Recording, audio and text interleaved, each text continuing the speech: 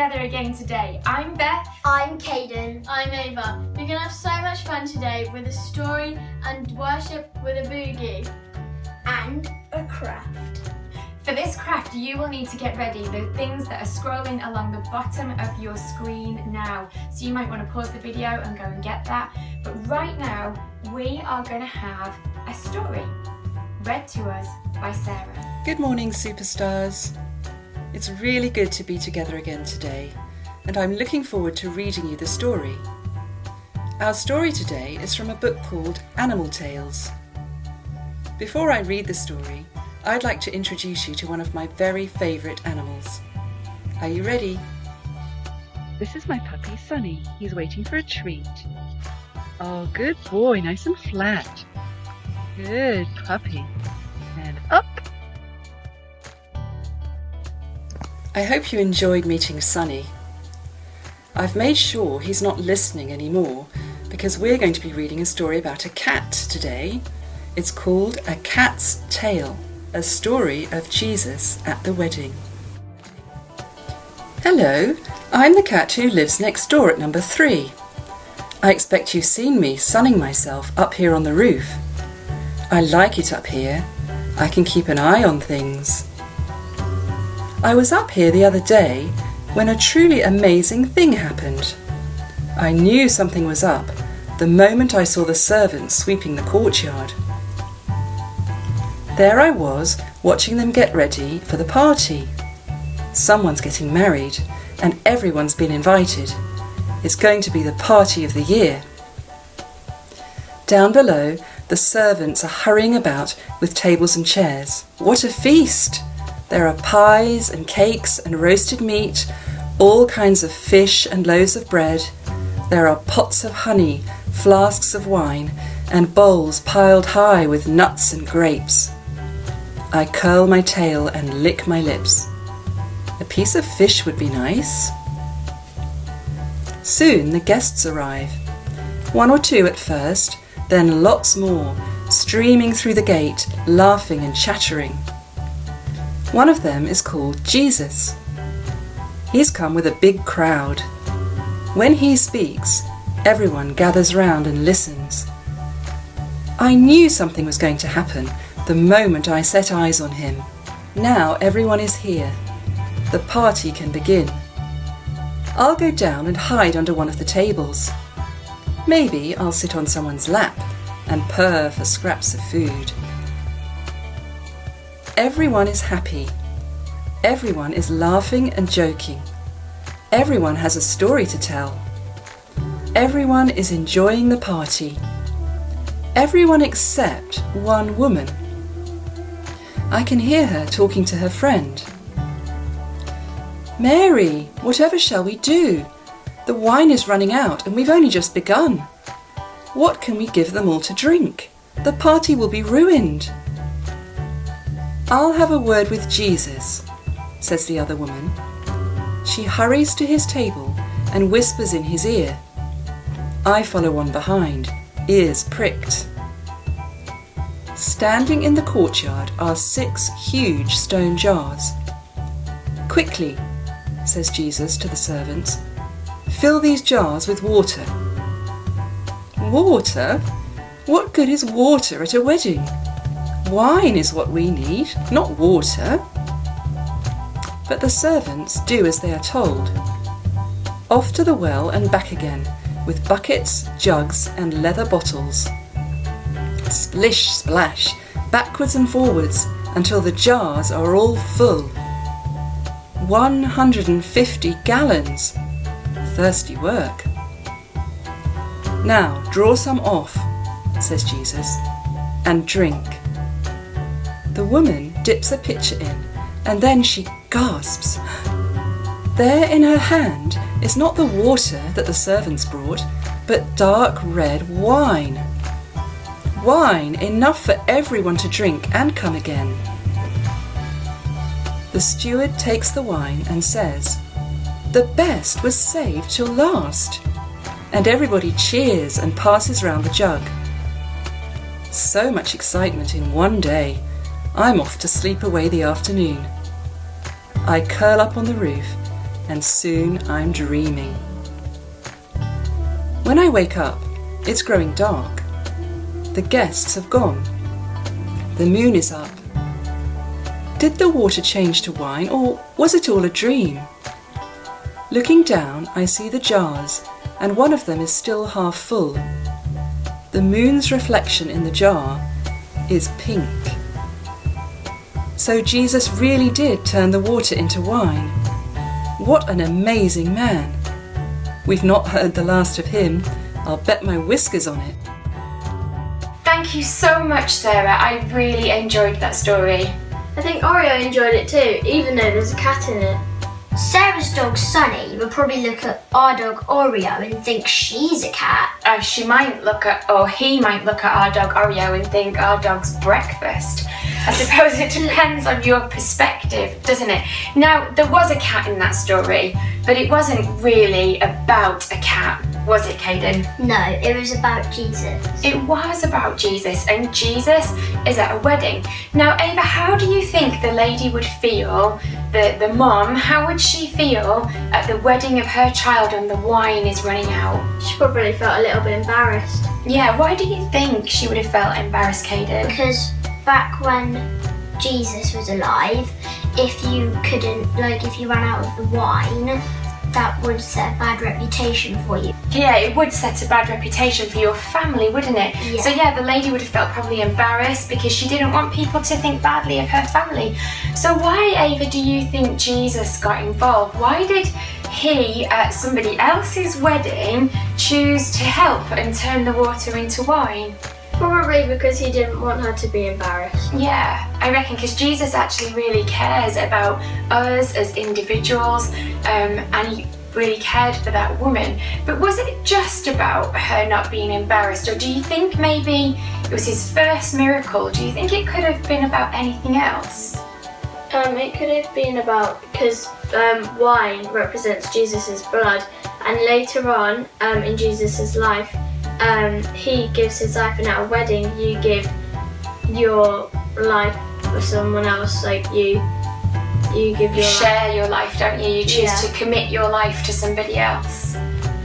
So Jesus turning the water into wine at somebody's wedding was almost like a symbol of what he did for all of us. He committed his life to us, and he longs for us to commit our lives to him. And so at the wedding, he turns the water into wine, almost as kind of like a kind of a little hint about what he will do later in his life. He will give his life for us to be joined with us, just like what happens at a wedding.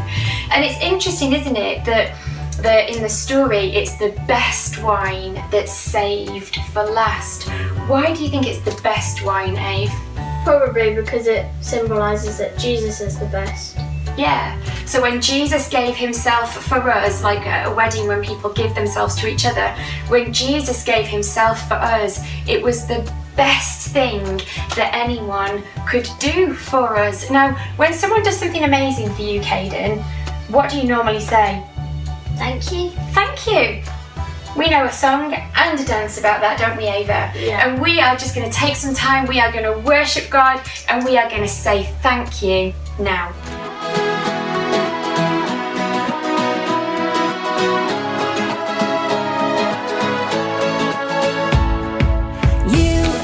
You give me the love that I need, everything I wanna be. You are my never-ending hope. You're living in all that I see. There is a future for me, my life, my everything. Thank you. I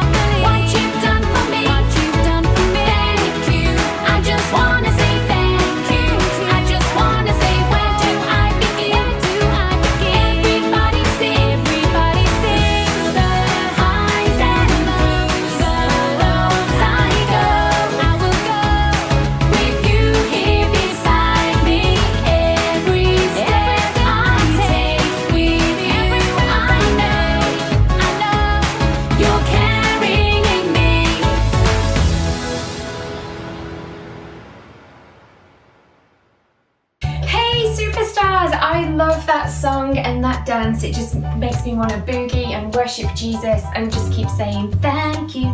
I just want to say thank you. Ba-da-ba. I'll stop because we're going to craft now. So Gemma has made an amazing craft video for us. It's going to pop up there so you can watch what's going on, and we're going to have a go at doing it here on the table. So thank you, Gemma. Over to you. Hey, let's make a cat mask. You will need sellotape, a pen, glue, a lollipop stick, a straw, scissors, a piece of paper and a piece of card. Take your card and a pen and draw the outline of your cat mask.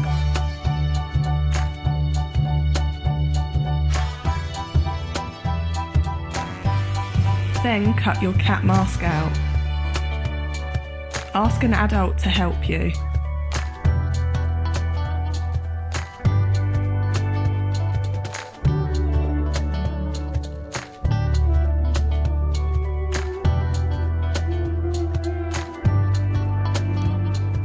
With the extra bit of card, draw the ears.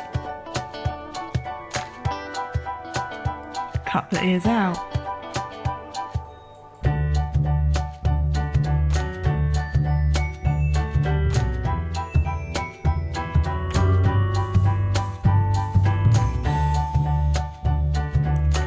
Glue your ears onto the cat head.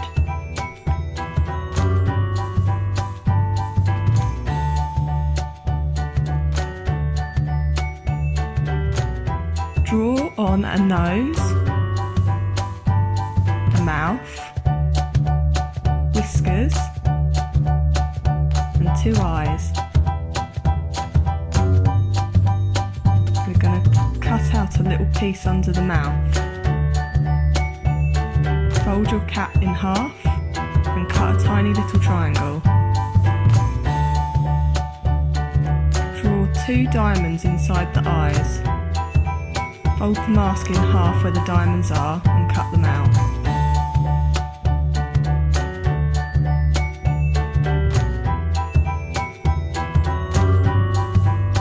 Take your piece of paper and draw 2 half circles, a triangle and a tongue shape. Cut them out.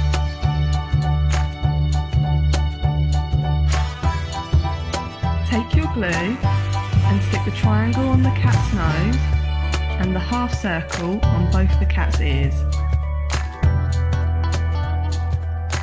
Get your lollipop stick and stick it onto the back of your mask using the sellotape. Take your straw, bend it over at the top and flatten the top part. Stick the straw through the mouth. Cut off any excess straw. Take your glue and stick it onto the flat part of the straw. Stick the cat's tongue onto the straw. Well done, you've completed your mask. Okay, Caden, let us see yours. Hey, very nice. I like it. Has it got a name? It doesn't actually have a name at the moment. It doesn't. Okay. How about yours? It's called Tobias. Tobias. Now, when I was a little girl, I had a cat and it was called Polly.